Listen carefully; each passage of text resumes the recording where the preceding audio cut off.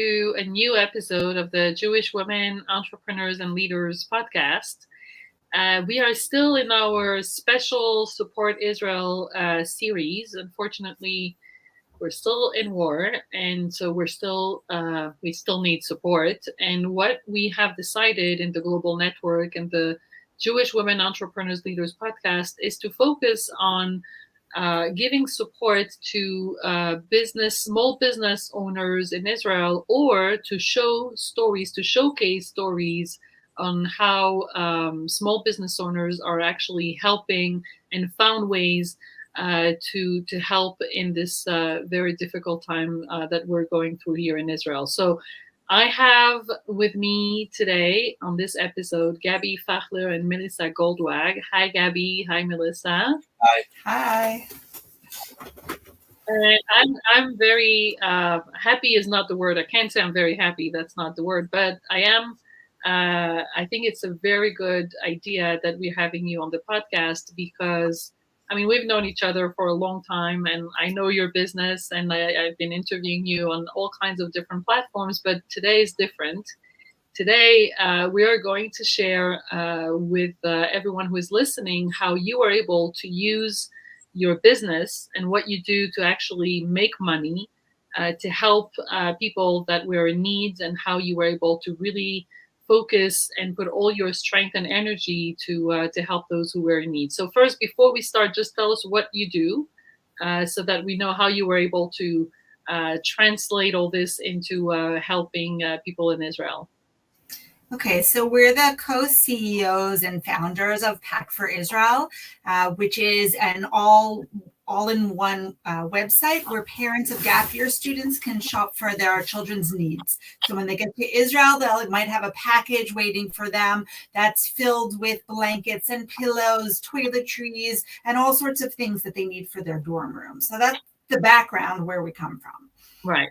And before we even go into the business, I even forgot to ask you if I know that some people from abroad are listening to us, and they're probably wondering, like, where do you live in Israel? How long you've been in Israel? Do you have kids? Is everyone safe? Like all those basic questions. So can you give us a little background on how long you've been in Israel, and is everyone safe around you? So we're in Modiin, Israel, which is exactly between Jerusalem and Tel Aviv. Almost if you put a ruler on the map, we're halfway between the two. We are married to each other, and we have 4 children, ages 10 up to 19. The 3 younger ones are living at home, and our oldest son is doing Shirut Leumi in Jerusalem. We are relatively safe. Physically, we're safe for the most part. It's been quiet, and we hope it stays quiet here, and of course, all over the country as well. Of course. And you, Melissa, are originally from New York, and Gaby is from South Africa, and you've been in Israel for? 24, 25 years. 24, 25 years. Okay. So let me start even before we go with how you were able to help so many people. Where were you when the war started? Like, how did it catch you? What were you doing? And we all know it was a Shabbat, but how did it happen for you? When the war broke out. So I was walking to shul early in the morning. I was going to an early minyan on Simchat Torah, and we often hear, we have like the Kippat Barzel, the Iron Dome, not far from us. So we hear when they're like, so I heard a few little booms, and I thought it was just like more rockets, which isn't great, but okay. Not okay, but you know what I mean? Like sort of, unfortunately, we get a bit immune to it. And then as I was in shul, we started hearing more and more. And the news just slowly started filtering in that this is not an ordinary sort of missile thing. This is worse. And as the day got by, some people were turning on their TVs, even though we live in a predominantly religious community. And we started seeing kids getting called up. We were like walking through our parking lot and seeing neighbors saying goodbye to their kids as they went to be called up for Miluim. And it just kind of hit us like a log as these things started coming through. It was just totally unbelievable, not something you'd at all dream of in your wildest nightmares. I think also the information we had until Shabbat was over was very piecemeal. I mean, when I woke up at 8 o'clock, I was a little bit later. One of our neighbor who's a policewoman was going around and telling people to get their mamad, their safe rooms prepared, because there could be sirens and there could be, because usually Modiin is very quiet. So it's, we don't usually just have a siren in the middle of nowhere. So she was letting people know that stuff was going on. But as Gaby said, like over the course of the day, we started getting a little more and a little more and a little more information until we really found out, for the extent of it on Saturday night. Yeah, I'm sure that it wasn't easy to see all that.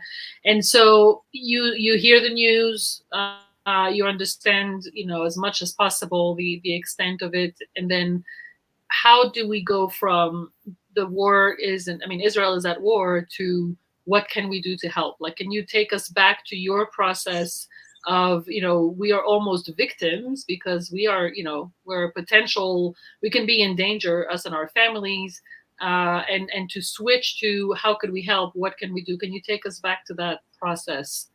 Sure. So two things kind of happen simultaneously, which lead to this idea. First of all, the initial reaction all around Israel is absolute shock and horror, as you know. But at the same time, there's this push, these volunteer efforts just spring up like the next morning, basically, where the WhatsApps are just teeming with like, we need food, we need blankets, we need this. And so every so often I would see like, we're looking for like towels for an army base or toiletries. And it occurs to me that we have this stuff in our warehouse because this is the stuff we're selling to kids coming to Israel for the year. But at the same time, I'm thinking we can't like afford to empty our entire warehouse right now. So hold that thought. Then maybe it's still the first day. A few hours later, we're chatting and we're saying, we really need to write something to our customers. Just tell them we're okay. We have a big customer base that we're in regular contact with on email. So maybe we should email them something. And then in a kind of an aha moment at the same time, those two ideas come together and say, yes, we need to communicate with them. But what if we actually bring them into a fundraising effort where they can essentially cover the costs of spreading out whatever we have in our warehouse to whoever needs it? And that's where the idea is born.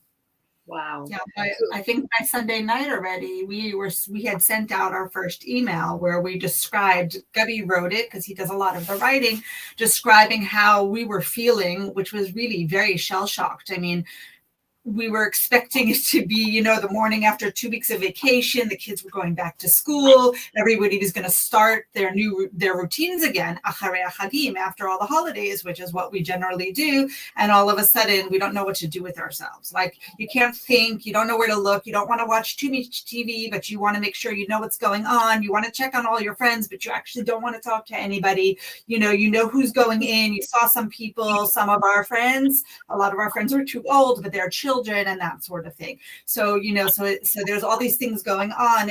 But we send out the first email that Sunday night where we say, listen, friends, you guys are amazing. You're our customers. Your children are here with us in Israel. This is what happened. This is how we feel about it.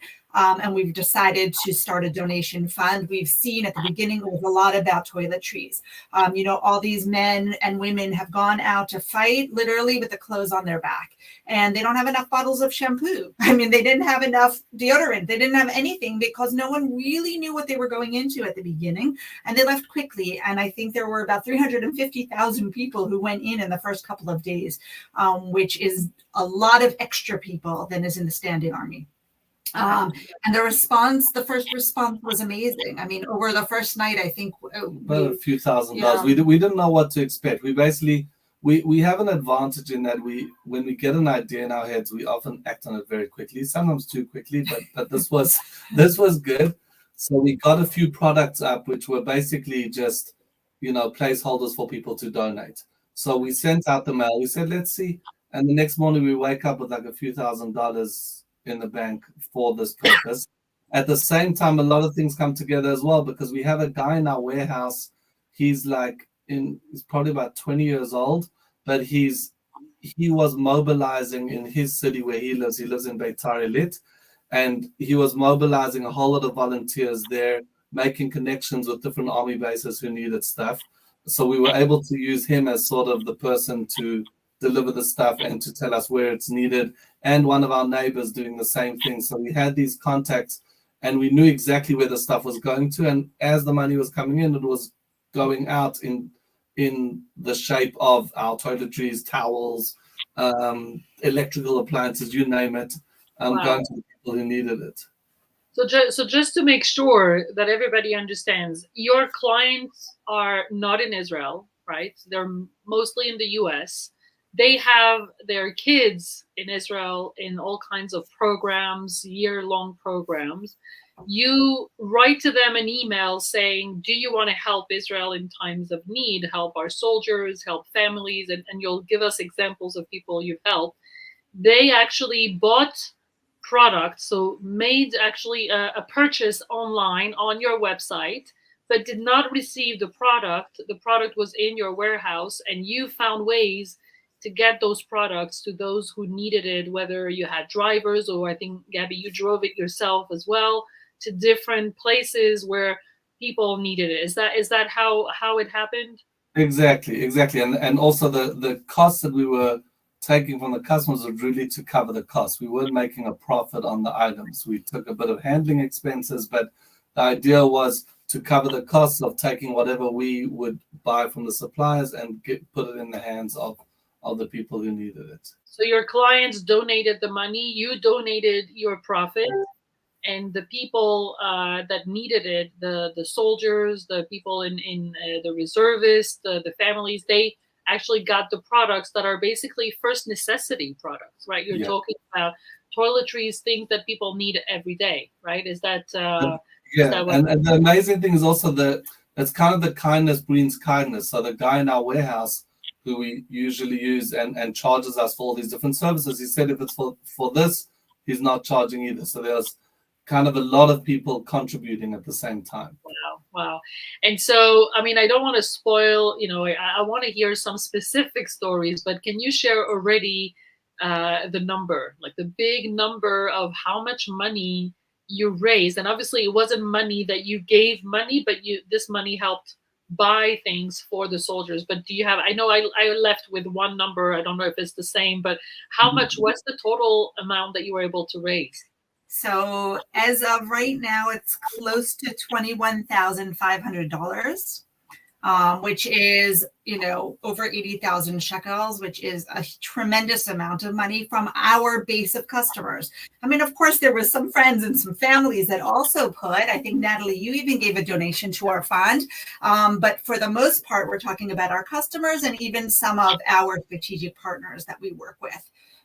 So it's really been a huge response. And the most amazing thing was that we were able to turn it within 24 hours into goods. It was really very much, I'd wake up in the morning and we'd say, okay, how much money do we have? And then we'd say, it's sick in the warehouse. What do you need today? And he'd tell us, and our neighbor, what do you need today? And then we'd kind of scramble around, figure it out. And one of these things I kept saying to Gaby, I feel like God's just helping us as well, because it was always the right amount of money for the things that we needed that day. So we never had to go into our own deficit and feel like, well, we're putting out money, but we don't know if we're going to get it back. It was like really like, yesterday was a small day. We only needed $200 and that's what we had. And it's been really amazing that way as well. Wow. And so tell us more about the people that you helped. I know it was Chayalim, reservists, families, Chayalim meaning soldiers. Tell us, specific stories of people that you've helped. So I'll tell the first story, and Gaby will tell the second. On the first day that I went into the warehouse because they said, well, we don't know what you want us to do, So I said, okay, I'll come in. And I basically started, they said there's units of soldiers that don't have toiletries. And I said, well, what does toiletries mean, right? Because that could be anything. It was really basics. It was shampoo, and it was conditioner, and it was deodorant, and it was women's hygiene products, and toothpaste and toothbrushes, things like that. And I went into the warehouse. I think you were with me, Gaby, right? Gaby, I, and the person who works in the warehouse, basically we cleared shelves. We have we have shelves going up to like a really high ceiling, and we just were clearing them one by one and saying, we had to leave enough for the orders that we have open to be able to cover that. But besides for that, we would be leaving, 60 deodorants on the shelf and just clear out the rest. And there could be, anywhere between another 6 to 150, just clearing off and going into boxes. So that was kind of what we did. And then Itzik took it to his distribution center, and they made packages for wherever they knew what was going to where. And then he gave us feedback afterwards. I mean, we got a little bit of pictures, but the feedback of how he came to a base of women, and he opened up, the women's products that we had. And he said they were all crying. I didn't know what to do. Like, they were all just crying. And here's this 19-year-old guy who's Haredi, and he's, I don't think he said he's never experienced anything like this in his life. And at that point I said, I want to meet some of these people also. So I think you can share a story of when we actually met the people. Yeah, so some of we live in Modiin, and so some of the people operating Modiin had stories about or needs that were coming from more locally. So we learned of a woman who lives in Sderot, and they were holding out without electricity and they were really in bad shape for a while. Which is in the south of Israel, Yes, which was attacked. They kept surrounded a lot. And then one day, the mom's house was hit directly by a mortar. She survived, thank God. But this person just decided that's it. She upped and left. So there were an extended family of 13 people moving to a brother who lives in Modiin in like 2 rooms. And so someone came to us and said they're coming here, they have nothing. They just left their house, in a hurry. So we were able to, for the 13 of them, provide 13 blankets and 13 pillows and 13 sheet sets and 13 towels and fleece blankets, like the whole. Whatever they asked for, we were able to give. Just to kind of deck them out completely. And we met them. It's very difficult because she was like, a shy woman. She didn't want to kind of be in the spotlight. And she also didn't want to be taking. She was very clear that it was embarrassing for her to be getting some, things. But you could see she was kind of visibly shaken. But she still found the energy to kind of write us a WhatsApp and thank us, also because she knew it would help, like recruiting with the other funds and stuff. So. And also 2 of her children wrote to thank us, like an 11-year-old and a 13-year-old, just thanking us so much for, just coming and just giving them this stuff, with no questions asked. And it's amazing. I mean, it's important to say, Melissa, you mentioned the 350,000. I mean, it sounds weird when you say that, civils like yourself have to provide toothpaste to the army, right? I mean, it shouldn't be like that, obviously. But we are in a very, very, very special war where, like you said, 350,000 reservists were recruited. And like you said, the army cannot provide. And that's where the nonprofit and people like you are coming and really, really, really helping with such basic needs. And the people that were moved from the south and the north now also find themselves, even if they're in hotels, sometimes they find themselves with a lot of things lacking. And so I find that your initiative is so amazing that you were able to use your platform, your business, your warehouse, your logistics, and everything that was in place and turn it around so fast. And I want to ask you one last question. I know that during these times, I myself and a lot of people have a hard time focusing, concentrating, working, because so much is happening. And I want to ask how this initiative helped you in your day-to-day in the last 2 weeks. What change that has it given you to be able to focus on that? What impact did it have? Well, I would say that for me, especially at the beginning, it was the only thing I could focus on. So when you have a purpose and you're driven by the purpose, so I had to make sure that these soldiers had their towels or this family got some kitchen appliances. It wasn't a question. It didn't feel like work. It was really a totally different thing than my regular work, what we do. but I think it was a very good bridge. And I'm not saying we're finished, but the donations are coming in slower and slower now, and the needs are also changing. So we don't even know what people are going to need this week. It changed already several times over the past few weeks. But it definitely helped bridge the difference between I'm in a war and I'm shocked and I don't know what to do with myself, and to find meaning in your own business. I mean, we had our kids were running out, and one was baking cookies, and one was running out and making food packages, and one was drawing pictures, and one was, driving things from one place to the other. I don't think personally I would have found that satisfaction in those things. It wasn't, working with food is not for me, and that sort of thing. But to be able to do it within your own place and to kind of work the different connections that you have, whether it's a supplier or a warehouse or whatever it is, and make it all for the good. It really helped to kind of bridge the beginning of a war to the third week of the war, I would say. I think that we also it felt like by giving our customers the opportunity to contribute. So there are lots of people asking lots of people within Israel for money. So instead of hitting on the same people, we were able to bring in kind of a new source of income, and also allow our customers to feel that they wanted to help. They wrote, a lot of them were writing amazing notes in the orders.